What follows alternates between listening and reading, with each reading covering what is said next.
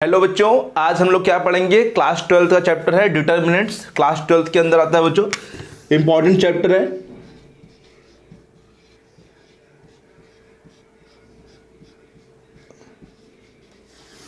आज हम लोग डिटर्मिनेंट में पढ़ेंगे तो बेसिक्स स्टार्ट करेंगे। बेसिक में क्या पढ़ेंगे, आज हम लोग सीखेंगे डिटर्मिनेंट होता क्या पहले तो, फिर इसमें कैसे इसको सॉल्व करते हैं और भी कुछ चीज़ें हम लोग जानेंगे। फिर इसको हम आगे सिखाएंगे, इसकी कुछ प्रॉपर्टी होती हैं जो कि जानना जरूरी है सभी को। तो आज हम लोग सीखेंगे पहले डिटर्मिनेंट होता क्या है।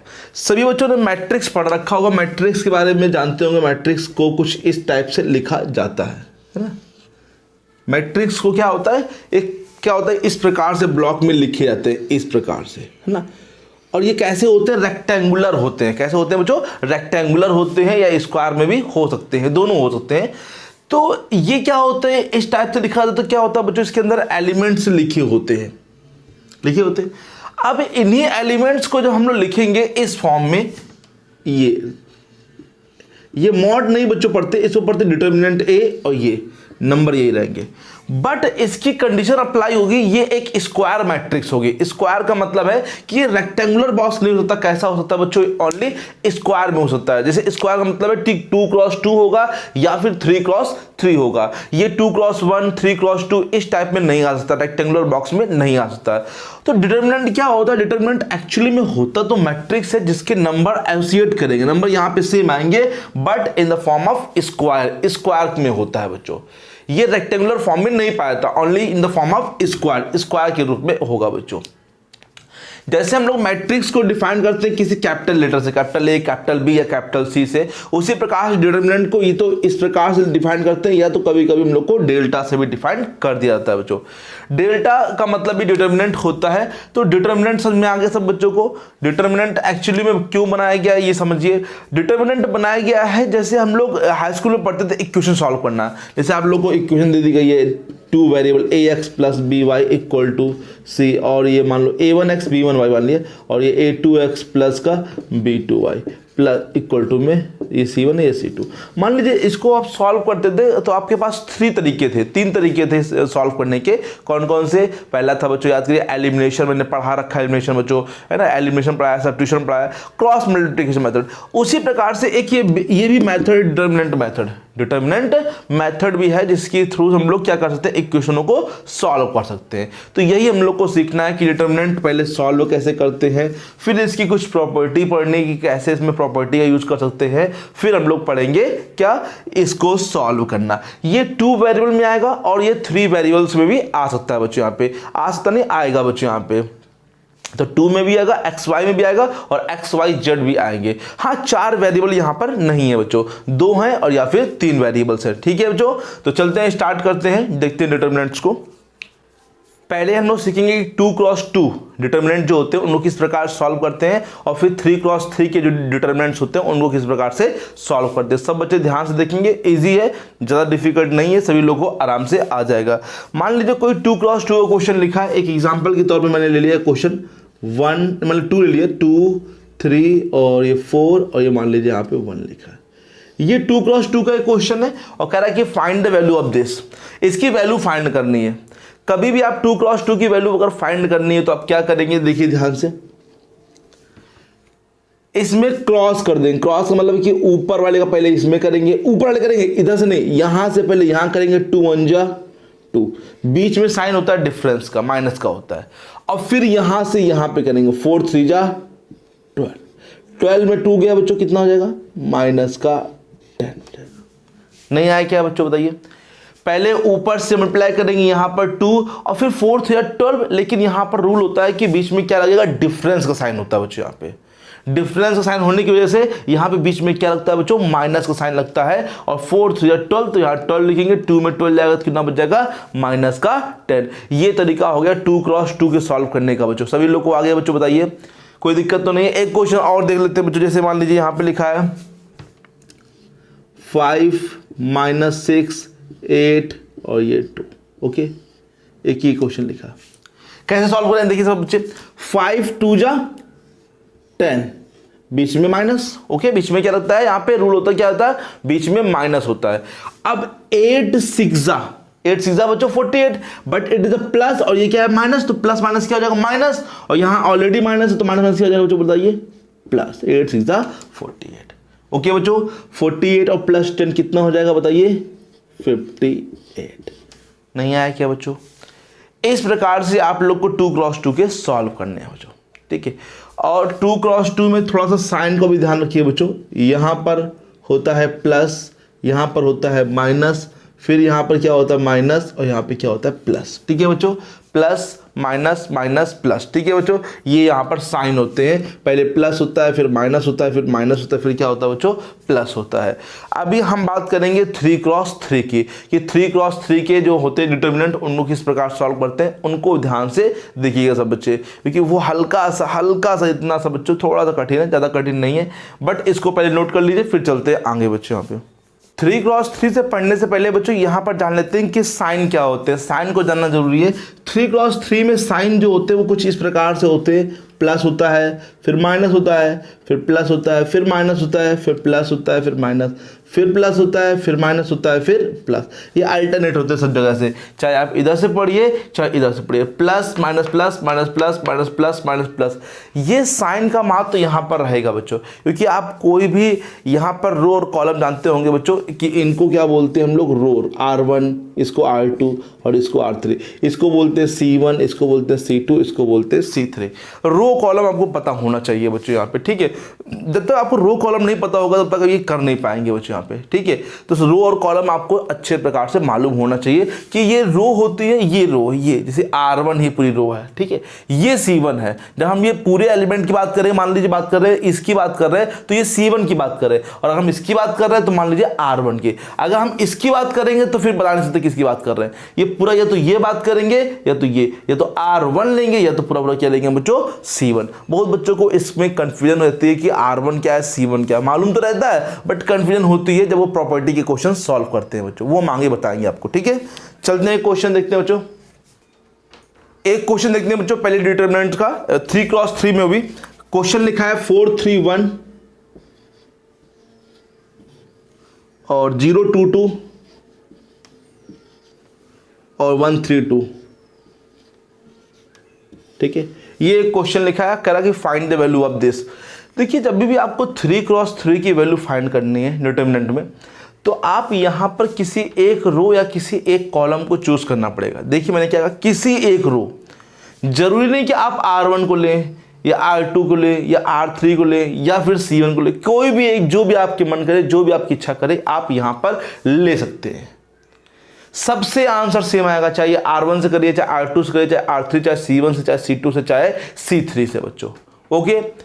आप हम यहाँ पर दो प्रकार सॉल्व करेंगे, एक बार रो से कोई लेके करेंगे और एक बार कोई कॉलम लेके करेंगे बच्चों, और दोनों से आंसर क्या आएगा सेम आएगा बच्चों, ठीक है। देखिए आप लोग, अभी मैं किससे करूँ, इससे पहले मैं इससे R1 से कर ले रहा हूँ, ठीक है। तो R1 में मैंने बताया था साइन बच्चों की यहाँ प्लस होते, यहाँ पे क्या होते माइनस होते, सॉरी, और यहाँ पे क्या होता प्लस। ये साइन आपको ध्यान रखना पड़ेगा, क्योंकि साइन क्यों, क्योंकि हम बता रहे साइन का महत्व तो यहाँ पर क्या है बच्चों। चलिए बताइए यहाँ पर क्या लिखा है, ये 4, तो यहाँ पर आप क्या लिख लेंगे 4 लिख लेंगे, प्लस का 4 लिखा है तो कोई दिक्कत ही नहीं है बच्चों, प्लस है ना। तो अब 4 के सामने जो रो है, 4 के सामने जो रो है वो बंद कर दीजिए। 4 के सामने जो कॉलम है, मतलब रो बन रहा है R1 मतलब ये बंद हो जाएगी, और कॉलम मतलब ये बंद हो जाएगी R1, और ये पूरा C1 बंद हो गया। जब आप R1 और C1 बंद कर रहे हैं तो क्या दिख रहा है आपको, ये चीज, तो ये यहाँ पर लिख दिया जाएगा ऐसे, तो 2 2 3 2। इसके बाद सेकेंड एलिमेंट क्या यहाँ पर है 3, लेकिन यहाँ पर होता क्या है माइनस, तो आप यहाँ पे क्या लिखेंगे माइनस का 3, फिर यहाँ पे इसे बनाएंगे। 3 के सामने की जो रो है, तो रो मतलब ये बंद करेंगे और ये बंद करेंगे, 3 के सामने जो भी आ रहा है उसको बंद करिए, तो ये बंद करेंगे और ये, तो क्या दिख रहा है 0 2 1 2। समझ में आ रहा है बच्चों को, देखिए रख के देखिए यहाँ पर ये बंद होगा, तो 0 2 1 2, तो यहाँ पे 0 लिखेंगे, 2 लिखेंगे, 1 लिखेंगे, 2 लिखेंगे, फिर 1, तो फिर आप 1 लिखेंगे। तो 1 के सामने की जो रो और कॉलम है वो बंद कर दीजिए, तो ये बंद करेंगे, 1 ये आ रहा सामने, तो ये तो आ रहा बच्चों, और ये साथ में आ रहा है, तो क्या दिख रहा है 0 2 1 3, तो वो लिख देंगे। पहले 1 यहाँ पे लिख दीजिए, 0 2 1 3। इसके बाद इसको सॉल्व करेंगे बच्चों, देखिए सॉल्व करने का तरीका मैंने 2 क्रॉस 2 बताया कैसे, 2 2 जा 4, ये इसका इसमें 2 2 जा 4, 2 3 जा 6, माइनस बीच में क्या लगेगा -3, फिर 0 का 2 में तो 0, 1 का 2 में तो माइनस का 2 1 जा 2 +1, 0 का 3 में 0, 2 1 जा -2। ओके बच्चों, अब देखिए यहाँ पर 4 में 6 गया -2 -3, 0 में 2 गया तो -2 +1, 0 में 2 गया -2, राइट है बच्चों। अब सॉल्व कर लीजिए, 4 2 जा -8, 3 2 जा 6 माइनस माइनस प्लस, और 1 2 जा 2 लेकिन माइनस का, देखिए प्लस माइनस माइनस, अभी -8 और ये -2 कितना हो जाएगा, माइनस माइनस प्लस, तो माइनस का 10 और प्लस का 6, तो कितना बचेगा, माइनस प्लस माइनस मतलब कि माइनस का 4। सब बच्चों को आ गया, बताइए सभी लोग को आ गया ना। ये मैंने किससे किया है, टेक लिखा नहीं मैंने, R1 से किया है बच्चों। ओके बच्चों, R1 से मैंने ये किया तो आंसर कितना है, माइनस का 4। एक बार इसको C1 से भी आपको करके दिखाते हैं कि C1 से करेंगे तो आंसर भी क्या आएगा, माइनस का 4 ही आएगा बच्चों। ओके, तो देखते हैं टेक C1 से देखिए, करना आपको किसी एक ही से बच्चों, एग्जाम में 2 तरीके से नहीं करना, आपको करना किसी एक ही से, चाहे R1 से, चाहे R2 से, चाहे R3, चाहे C1, चाहे C2, चाहे C3, किसी एक से करना है, ठीक है बच्चों। तो देखिए मैं C1 से भी करके दिखाता हूं आपको, टेक C1 ध्यान दीजिए बच्चों, ये तो प्लस होता है, यहां क्या होता है माइनस होता है, यहां पे क्या होता है प्लस होता है, ठीक है।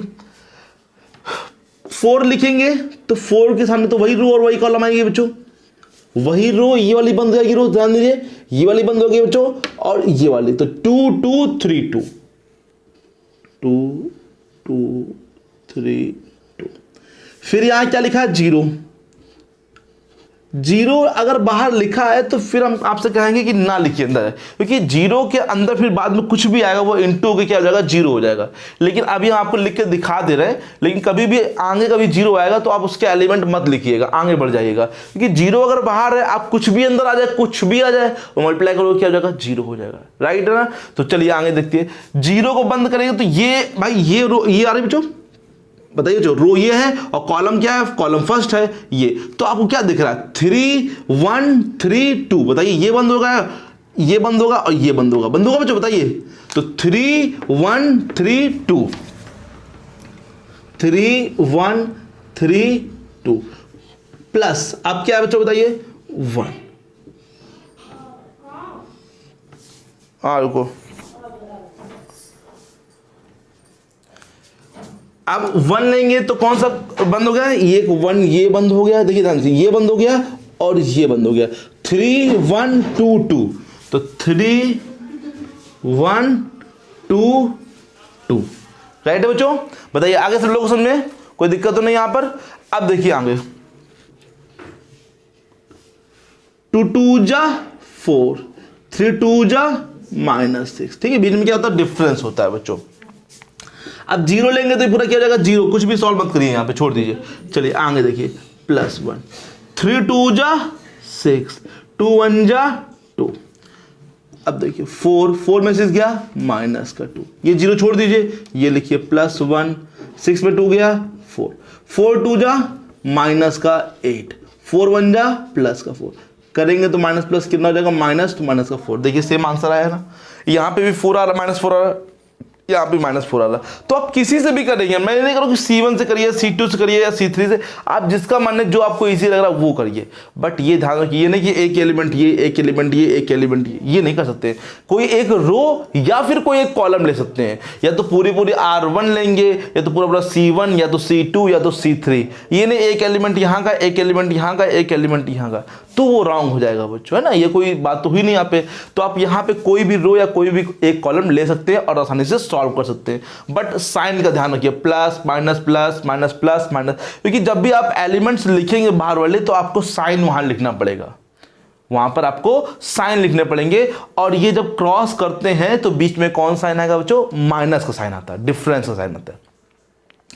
ओके, ये डिफरेंस होता है बच्चों, यहाँ पे डिटरमिनेंट सॉल्व करते समय माइनस के साइन आते हैं बच्चों, ठीक है बच्चों।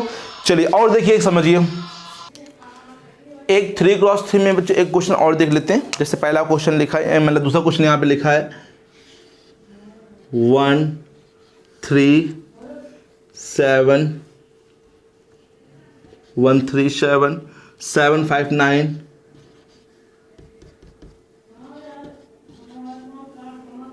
2 0 1, ये लिखा हुआ क्वेश्चन। ठीक है, आप कोई भी रो या कॉलम ले सकते हैं। अब हम आपसे कहेंगे वही रो कॉलम लीजिएगा जिसमें आपको लिखे कि अधिकतम जीरो है, मैक्सिमम जीरो रहेंगे तो आपको करना इजी रहेगा। जैसे अब यहाँ पर सिर्फ जीरो एक जगह है, तो चाहे आप ये वाली रो ले लीजिए, ये वाली R3 ले लीजिए या फिर C2 ले लीजिए, दोनों यहाँ पर सही है बच्चों। अब इसमें 3 5 लिखा है, यहाँ पर 2 1, कोई भी ले लीजिए यहाँ पे। ठीक है, इस बार मैं R3 से कर दे रहा हूँ इसको, R3 से। ठीक है, R3 किसे, टेक R3, आंसर सबसे बच्चों सेम आएगा। ठीक है, R3 में साइन क्या होता है, देखिए बच्चों साइन R3 में चाहिए हम लोग को, तो यहाँ plus minus plus minus plus minus plus, यहाँ प्लस, फिर यहाँ माइनस, यहाँ प्लस, क्योंकि देख लीजिए अगर यहाँ प्लस होगा तो यहाँ पे क्या आएगा माइनस, तो यहाँ पे क्या आएगा प्लस, तो ये प्लस, ये माइनस और ये प्लस, अल्टरनेट होते हैं बच्चों, मालूम ही सब जगह से यहाँ पे। तो आप पहले क्या लेंगे, यहाँ पे 2, क्या लिखा प्लस का 2, तो 2 कोई दिक्कत नहीं, और ऐसे बना लीजिए 2 क्रॉस 2। 2 के सामने की रो बंद करिए भाई, बंद हो गई। 2 के सामने की कॉलम बंद करिए, 2 के सामने की रो ये बंद हो गई, कॉलम ये बंद हो गया। क्या दिख रहा है, 3 7 5 9, 3 7 5 9, 3 7 5 9, ये रो बंद हो गई भाई, और ये कॉलम बंद हो गया। मतलब R3 रो बंद होगी हर बार बच्चों, कॉलम उसके ऊपर वाले बंद होते रहेंगे। जैसे आप अभी यहाँ पे कौन बंद हुआ, C1 बंद हुआ। अब देखिए यहाँ पे जीरो लिखा है, तो जीरो मत लिखिए, हमने कहा था ना जीरो को छोड़ दीजिए, आगे बढ़ जाइए, क्योंकि जीरो को लेंगे तो मल्टीप्लाई करेंगे तो फिर वो जीरो ही आएगा, तो जीरो छोड़ दीजिए। अब बताइए क्या लिखा है, प्लस 1 के सामने की ये रो बंद हो गई, R3 बंद हो गई, और ये बंद हो गई, कौन सी बंद हो गई, यहाँ पे C3, R3 बंद है और C3 बंद है, तो R3 तो ये बंद हो गई और साथ में C3, तो 1 3 7 5, ये तो लिखेंगे 1 3 7 5, 9 3 जा 27, 7 9 3 27, बीच में माइनस, 7 5 जा 35, प्लस 1 5 1 जा 5, माइनस 7 3 जा 21, राइट है। अब देखिए 27 में 35 जाएगा तो कितना बचेगा, 35 जो घटेगा तो 5 15 में से जाएगा, कितना बचेगा 8, वो भी किसका, माइनस, क्योंकि वैल्यू कौन सी बड़ी है, 35 बड़ी है। और प्लस 1, 21 में 5 जाएगा तो कितना बचेगा, माइनस का 16, 8 2 जा माइनस का 16 है, 8 2 जा माइनस 16, और 16 में 16 माइनस का 16, माइनस माइनस प्लस हो जाएगा, और 16 2 जा कितना हो जाएगा 32। नहीं इसमें आया क्या, बताइए बच्चों, सब को आ गया अच्छे से, कोई दिक्कत तो नहीं यहाँ पर, बताइए 16 कितना होता है, माइनस का 32, सभी लोग को आ गया बच्चों, बताइए। ठीक है, तो देखते हैं बच्चों नेक्स्ट क्वेश्चन एक और। अब देखेंगे बच्चों, इसमें हम लोग को x की वैल्यू फाइंड करनी होती है। जैसे दो डिटर्मिनेंट लिखे हुए यहाँ पर, यहाँ लिखा है 1 5 6 3 is equal to 7x 4 5 minus का x। अब देखिए याद होगा जब आपने पढ़ा होगा मैट्रिक्स में अगर दो मैट्रिक्स इक्वल होती हैं तो उनके हर एक करस्पॉन्डिंग एलिमेंट क्या होता है, बस में इक्वल होते हैं। जैसे मान लीजिए मैट्रिक्स होता है तो ये किसके इक्वल है, इसके इक्वल, ये इसके इक्वल होता है, ये इसके इक्वल होता है, ये इसके इक्वल होता है। बट डिटर्मिनेंट में ऐसा नहीं होता है। अगर दो डिटर्मिनेंट आपस में इक्वल है तो उनके हर एक एलिमेंट इक्वल हो, ऐसा कोई आवश्यक नहीं है बच्चों। कोई ऐसी कंडीशन नहीं है कि हर एक एलिमेंट यहां पर इक्वल होंगे बच्चों। तो यहां पे दो डिटरमिनेंट भले इक्वल हैं बट ईच करस्पॉन्डिंग एलिमेंट, समझते ना, पहला पहले के, दूसरा दूसरे के, तीसरा तीसरे के, ये आवश्यक नहीं है कि इक्वल हों। ओके बच्चों, तो आप लोग को क्या करना पड़ेगा, इधर भी सॉल्व करना पड़ेगा और इसको भी सॉल्व करना पड़ेगा, राइट है। तो देखिए बच्चों कैसे सॉल्व करेंगे, 3 1 जा 3, जान दीजिए 3 1 जा 3 माइनस 6 5 जा 30। यहां करिए 7x का x माइनस में करें तो कितना हो जाएगा, माइनस का 7x स्क्वायर, क्योंकि x दो बार है, 4 5 जा माइनस का 20। ठीक है, 30 में 3 जाए कितना बचेगा, माइनस का 27। ये भाई वेरिएबल है, ये कांस्टेंट है तो माइनस प्लस तो होगा नहीं बच्चों, ओके, तो इसको ऐसे ही लिखा जाएगा कि वेरिएबल है, ये कांस्टेंट है, ये कभी ऐड नहीं होते। चलिए 7x उधर ले आ रहे हैं तो किसका हो जाएगा बच्चों बताइए, प्लस का, और इसको इधर ले आ रहा है तो प्लस का 27 हो जाएगा, ये माइनस था तो इधर आके क्या हो जाएगा प्लस, ये माइनस है तो प्लस हो गया, बराबर में 20। 7x² इक्वल टू कितना हो जाएगा बच्चों बताइए, 7 x² इक्वल टू 7/7 कट हो जाएगा तो कितना हो जाएगा, 7 जा 7 1। अब स्क्वायर हटेगा रूट लगेगा तो 1 का रूट तो 1 तो होता है, लेकिन 1 आंसर नहीं इसका आएगा, इसका आंसर आएगा +-1।